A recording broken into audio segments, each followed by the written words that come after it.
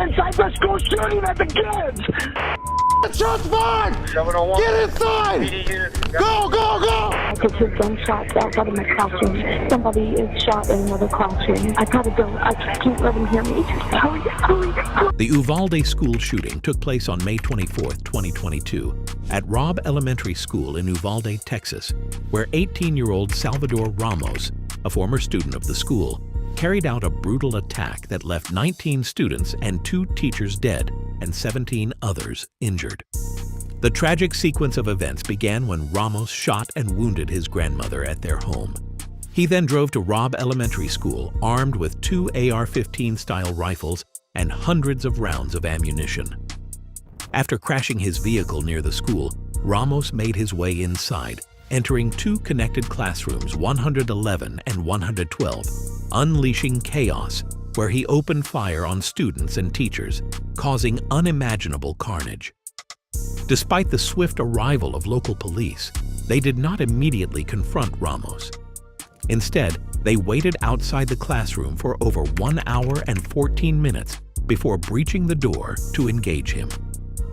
During this time, Ramos continued his attack, and officers who initially arrived at the scene were unable to enter the classroom. It was only when a specialized unit from the U.S. Border Patrol tactical team arrived that the door was finally breached, and Ramos was shot dead. The delayed response by law enforcement became a major point of controversy. Parents and community members desperate to save their children clashed with police who had cordoned off the school grounds. Some parents were even detained or restrained by officers as they tried to enter the building themselves. This delay in action led to widespread criticism of the law enforcement response and triggered investigations by both the Texas Ranger Division and the United States Department of Justice to determine what went wrong that day and why there was such a failure in crisis management. The Uvalde shooting has since sparked a renewed debate over police protocols, school safety, and gun control laws in the United States. Shots fired in the building! I heard somebody say someone was shot in the head! I don't know, that was it, Oh! Shots fired! Get inside! Go, go, go! Shot in the head, laying on the desk. Where? Beck, where do you want us? Let's go, Blue, come on! What building are you at? Behind you!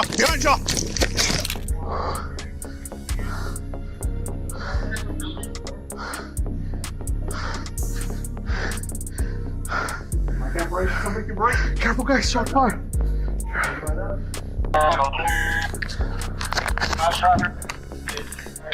Tim, I'll get with the radio, just as needed. Watch that door. Can't break, somebody can break.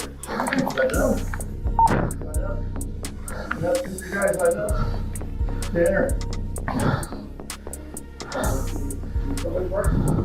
At the scene, the gunman fired through the walls, causing building fragments to injure 2 officers and forcing them to retreat.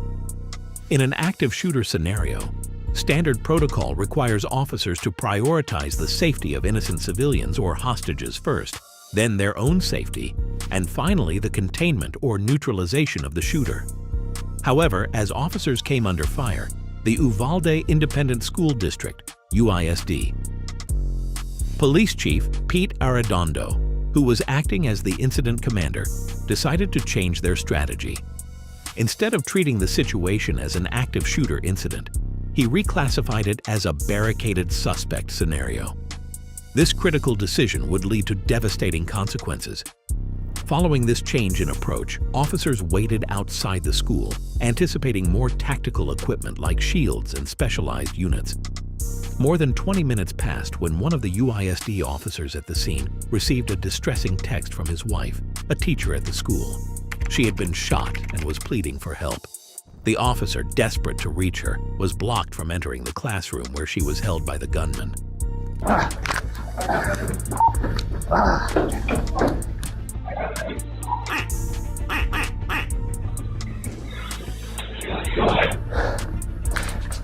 Am I bleeding?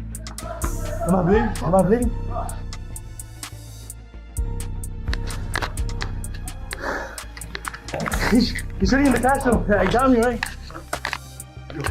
Yeah. He's in the class. Dude, I got shots fired. They're gonna be in the building, the west side. Dude, we gotta get in there. We gotta get in there. He just keeps shooting. We gotta get in there. As numerous law enforcement personnel, from U.S. Marshals to DPS, Department of Public Safety, special agents gathered at the scene, the urgency to rescue children and staff trapped inside grew more pressing. Some DPS agents strongly emphasized the need to act quickly to save those still inside. Despite this, Chief Arredondo explicitly ordered that no one should breach the classroom or engage the shooter. Even with a considerable force of over 19 officers assembled in the hallway, Chief Arredondo prevented them from advancing. Meanwhile, some officers began searching other parts of the school to rescue additional students and teachers. There were chaotic scenes as authorities tried to clear the building, with officers attempting to communicate through doors and shouting for people to open up and evacuate.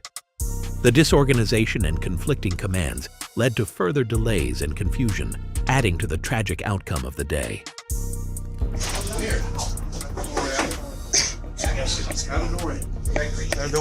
Careful, I'm not done before it's all open. Come on, open the door so we can get out. Wally, open. Come on, guys. It's Lieutenant Javier Martinez, probably PD. Do we have a master key? No. Get you guys out of there. Go, come on, get out. Ready. Come on.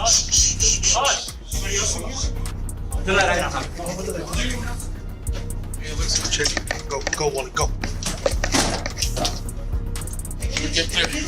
Other law enforcement officers inside the school shifted their focus to rescuing additional students by trying to reach them through the windows of various classrooms. They moved quickly around the perimeter of the building, breaking windows and calling out to children and teachers, urging them to climb out to safety. This effort was part of a broader attempt to evacuate as many people as possible from the school, while the situation with the gunman remained unresolved. The officers worked to ensure that those trapped in other parts of the building could escape without having to pass through the dangerous areas near the shooter. What happened?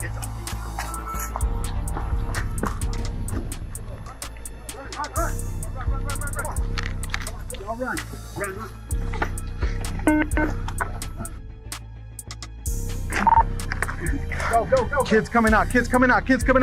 Hey, watch out. We're here, move it.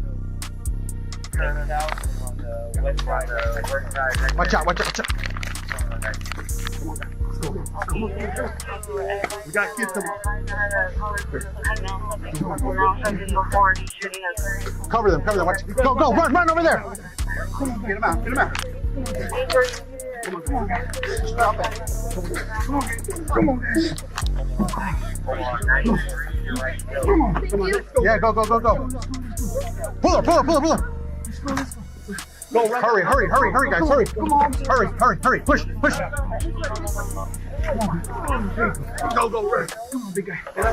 You're all right, come on, push. Yes. Come on, throw it. Oh my God, we're gonna have to. We got you, don't worry. I'm sorry. Is that it? Is that all your kids? Let's get these kids out of here.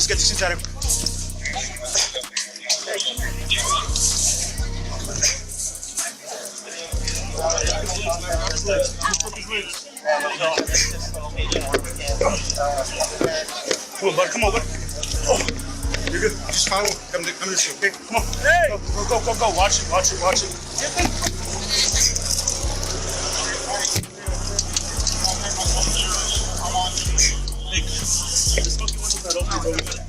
Lift up your legs for me. Lift up your legs, man. Lift up your legs.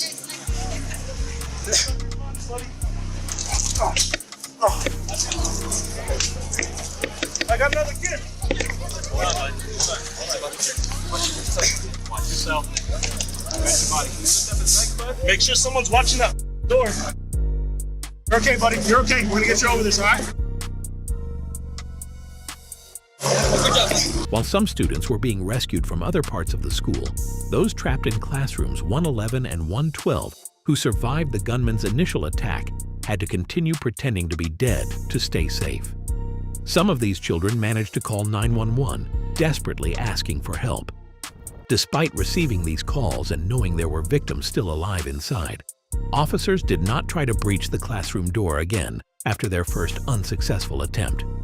Reports of these 911 calls from brave children who described the dire situation with several injured victims still breathing reached the officers on the scene.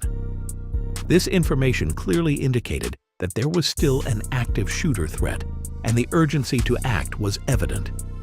Yet even after bringing in flashbangs, shields, and gas masks, Chief Arredondo and his team did not make another attempt to breach the classroom door and stop the gunman.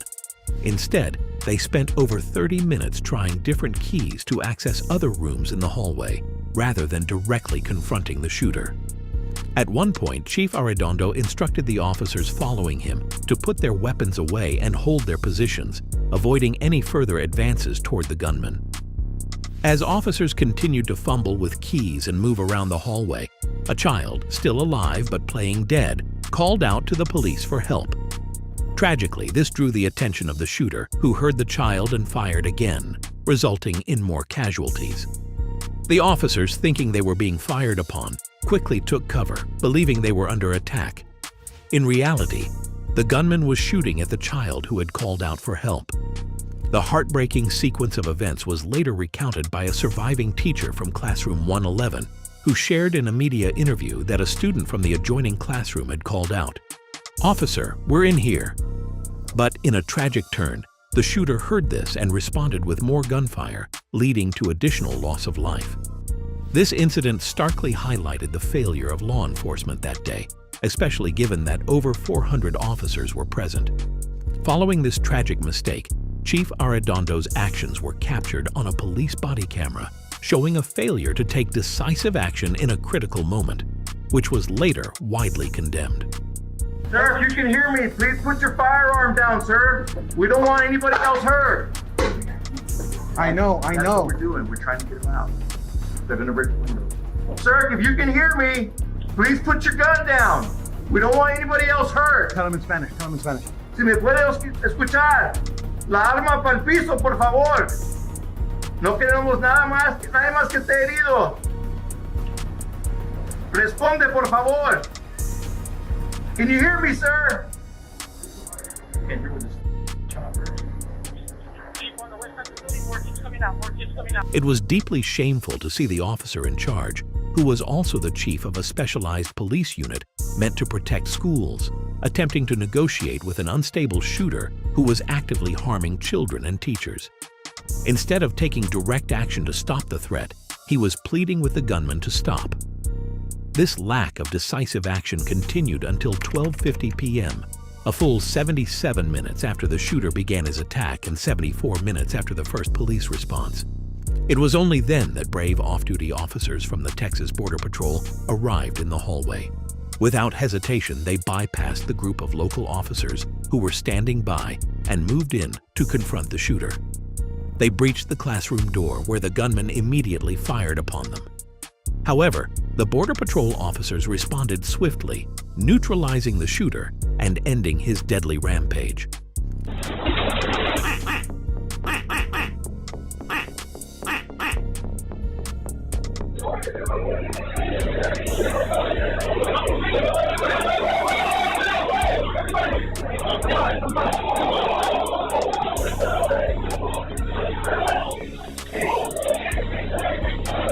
Their courageous actions were a huge relief because, up until then, it was unclear how long Chief Arredondo would allow the situation to continue without intervention. Tragically, the gunman had already killed 21 people, 19 students, and 2 teachers, making it the deadliest school shooting in U.S. history.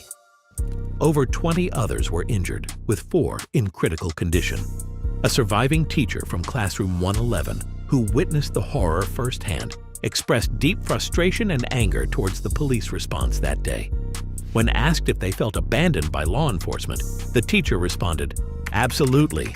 After everything, I get more angry because you have a bulletproof vest. I had nothing." The Texas Department of Public Safety, DPS, largely blamed the inadequate police response to the Uvalde school shooting on Pete Arredondo, the chief of the Uvalde Consolidated Independent School District Police Department, UCISD PD. DPS identified Arredondo as the incident commander, responsible for overseeing the law enforcement response. However, Arredondo disputed this role, arguing that he was not the incident commander during the shooting. Despite his defense, he was fired by the Uvalde School Board due to the public outcry over the mishandling of the situation. A broader investigation by the Texas House of Representatives Investigative Committee found that the blame extended beyond a single individual. Their report pointed to systemic failures and egregious poor decision-making among multiple authorities. It criticized the law enforcement response at Robb Elementary School, stating that officers failed to follow their active shooter training and did not prioritize the lives of the victims over their own safety. The report highlighted the unacceptably long delay in breaching the classroom, neutralizing the shooter, and beginning rescue operations. Following the incident, both local and state officials provided inaccurate accounts of the timeline and exaggerated the actions taken by the police. The Texas Department of Public Safety later admitted that law enforcement's decision to delay assaulting Salvador Ramos, the shooter, was a critical error. This delay stemmed from a misjudgment by the school district police chief, who believed the situation involved a barricaded subject rather than an active shooter, even though it was known that there were injured individuals inside the school who needed immediate help. Following the tragic shooting at Robb Elementary School, several federal agencies, including the Federal Bureau of Investigation, FBI, and the Bureau of Alcohol, Tobacco, Firearms, and Explosives, ATF, were called in to assist local police with the investigation. The firearms and magazines used by Salvador Ramos during the shooting were recovered by law enforcement for detailed analysis to aid in the ongoing investigation. In the aftermath, attention turned not only to the gunman's actions, but also to the law enforcement response. 2 days after the shooting, state officials announced that the Texas Ranger Division would be investigating the conduct of local police officers during the incident. This move came as questions began to surface about the apparent delay and inaction by law enforcement, while the shooter remained active in the school.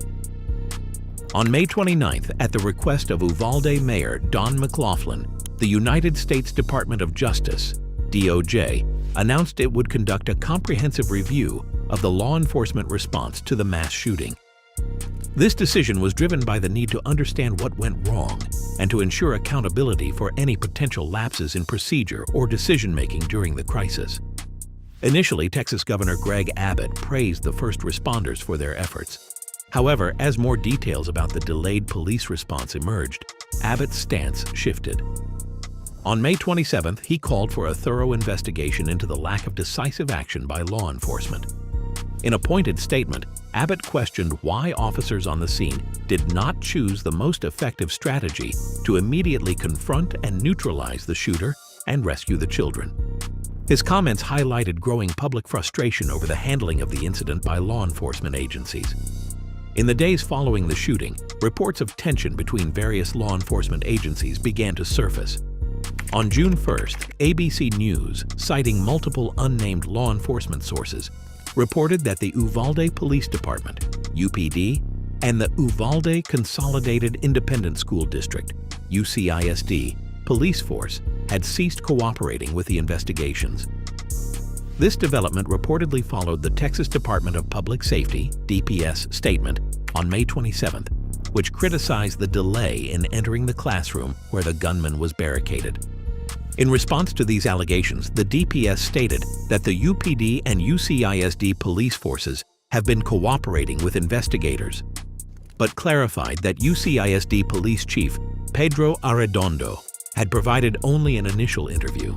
Arredondo had not responded to a request for a follow-up interview with the Texas Rangers that was made 2 days prior. This raised further questions about transparency and cooperation among law enforcement agencies. On the same day, Arredondo told CNN that he remained in contact with DPS every day, but declined to release additional information about the events of the shooting, citing respect for grieving families. He mentioned that more details would be provided whenever this is done and the families quit grieving. Interviews with key figures in the law enforcement response revealed conflicting accounts and apparent confusion on the day of the shooting. For instance, when Uvalde Police Department's acting chief, Lieutenant Mariano Pargas, was interviewed by authorities 2 days after the incident, he failed to mention that he knew there were children in the classroom with the shooter at the time. This omission raised concerns about what information was known and shared among officers on the scene. Further complicating the narrative, Pargas explained that he had ordered Officer Ruben Ruiz to be removed from the hallway after Ruiz informed him that his wife had been shot in her classroom. Pargas justified this action by expressing concern that Ruiz, in his emotional state, might attempt to rush into the classroom, potentially escalating the situation. Pargas stated, "We were just afraid that he was going to try to run in the classroom and try to do what I wanted to do if I could have done it." When Pargas was interviewed again in mid-June, he was asked about the 911 calls made from inside the classroom. Pargas stated he could not remember any details regarding these calls and did not mention that he had contacted his department's dispatchers, who had informed him of the 911 calls from children trapped inside the classroom. Instead, Pargas commented, "The last thing we thought was that the shooter had actually shot the kids. We thought he had shot up in the air, broken the lights. We had no idea what was behind those doors." The Uvalde school shooting exposed significant flaws in both the immediate tactical response by local law enforcement and the subsequent coordination among agencies investigating the event. The conflicting statements from law enforcement officials, alongside allegations of non-cooperation, have fueled public outrage and prompted multiple investigations at the state and federal levels. Governor Abbott's call for an investigation, the DOJ's involvement, and the Texas Rangers' scrutiny all signal the importance of accountability and reform in handling such critical situations. The ongoing inquiries are expected to provide a more detailed understanding of what went wrong and how similar tragedies can be prevented in the future. In late 2023, Uvalde County District Attorney Christina Mitchell convened a grand jury to assess whether law enforcement officers could be held criminally responsible for their actions, or lack thereof, during the tragic school shooting on May 24, 2022. This move followed growing scrutiny and public outcry over the handling of the incident by police. The grand jury began its proceedings on January 2024, 1 day after the release of the U.S. Department of Justice's report on the shooting. Texas Department of Public Safety, DPS, Director Colonel Steve McCraw provided testimony before the grand jury in February. Additionally, several law enforcement officers, including those from the DPS, were subpoenaed to testify about their roles and decisions during the crisis. In June 2024, the grand jury conducted a tour of Robb Elementary School to gain a better understanding of the layout and the conditions faced by the officers during the incident. This tour was part of a broader investigation into the law enforcement response.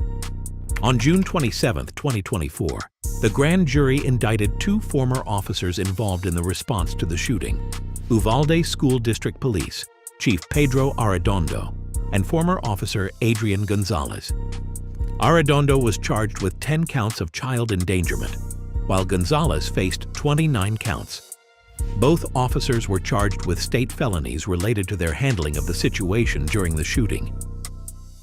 Pedro Arredondo, arrested and booked into the Uvalde jail on June 27, 2024, Arredondo was released after posting a $10,000 surety bond and 9 $10,000 personal recognizance bonds.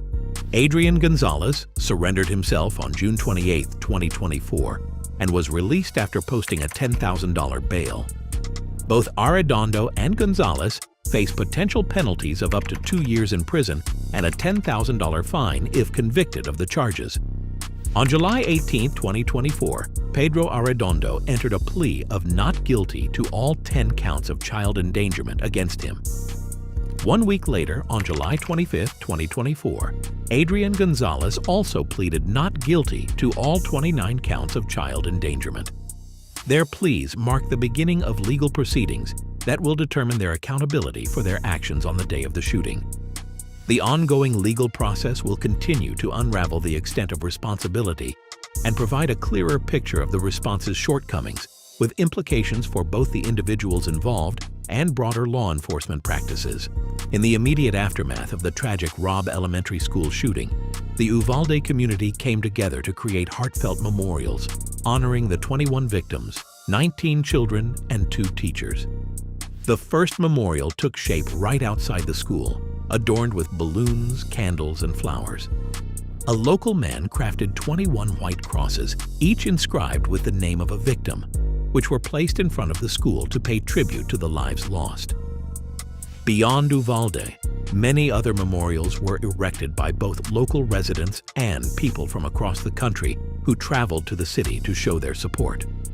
Across the United States, people held tributes and created their own memorials for the victims, reflecting the national impact of the tragedy. Businesses in Uvalde and the surrounding areas also rallied to support the grieving families. Funeral homes, local organizations, and state businesses offered free headstones and funeral services, while food trucks and restaurant owners traveled to Uvalde to provide food and supplies to families dealing with their loss. In a unique tribute, the San Antonio Zoo lit up its parking garage in red, the color of Robb Elementary School, for 21 days, each day symbolizing one of the 21 victims. The emotional toll of the shooting extended beyond just the immediate loss of life. Joe Garcia, the husband of Irma Garcia, one of the teachers murdered during the attack, tragically passed away from a heart attack just 2 days after the shooting. His family attributed his death to broken heart syndrome, caused by grief from losing his wife. The Garcias were survived by their 4 children, adding to the profound sense of loss the community felt. The Uvalde Consolidated Independent School District, UCISD, responded by creating a fund through the First State Bank to support the families of the victims and survivors. The fund accepted donations locally and nationally. On May 27th, an anonymous donor contributed $175,000 to help cover the costs of the victims' funerals. Fundraising efforts extended across the country, with a GoFundMe hub established to prevent scammers from taking advantage of the tragedy. By May 27th, the hub had raised approximately $7.5 million, with donations pouring in from across the U.S. and 91 other countries. In addition, local fundraisers like barbecue events and merchandise sales were held to support the victims' families. Beyond immediate relief efforts, there were also initiatives aimed at providing long-term support to the surviving students. Catholic Extension, a nonprofit that supports underprivileged parishes, announced the creation of 30 full scholarships for students wounded in the shooting. These scholarships will allow the students to attend Sacred Heart Catholic School, a private school in Uvalde, giving them a new educational environment as they recover from the trauma. The outpouring of support, from small local gestures to nationwide fundraising efforts, demonstrates the resilience of the Uvalde community and the collective grief and solidarity felt across the country. While no act can undo the tragedy, these gestures reflect the power of community in the face of unimaginable loss. In response to the tragic events at Robb Elementary School, the Uvalde Consolidated Independent School District, UCISD, took significant steps to reshape the future of education in the community.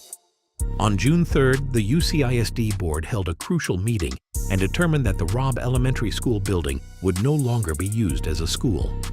Superintendent Hal Harrell emphasized that reopening the building was not an option, citing concerns that doing so could re-traumatize the surviving students, staff, and the wider Uvalde community.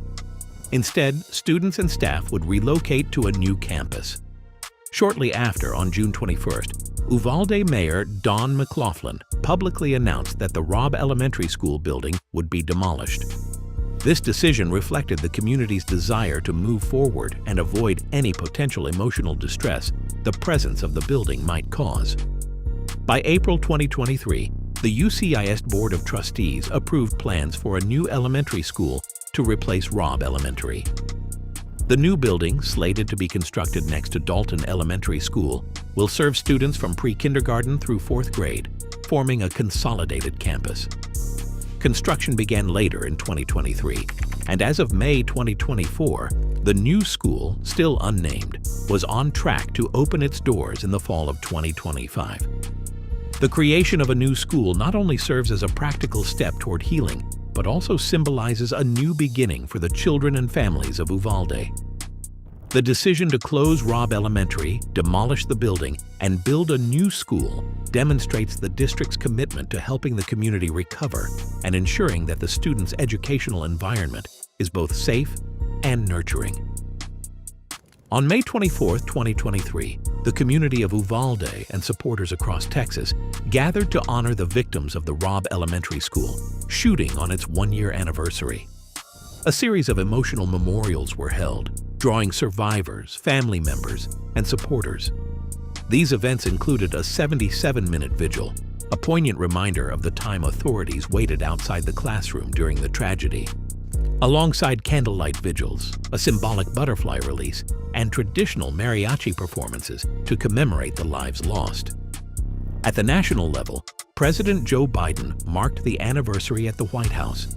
In a solemn tribute, he spoke in front of 21 candles placed at the base of the White House grand staircase, symbolizing the 21 victims. During his address, Biden expressed his frustration with the lack of progress in gun control legislation, a sentiment that resonated with many of the survivors and victims' families.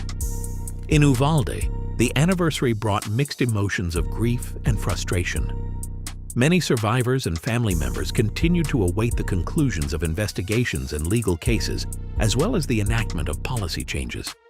This sense of inaction has caused anger and division within the community, as residents grapple with the slow pace of justice and reform in the aftermath of the tragedy.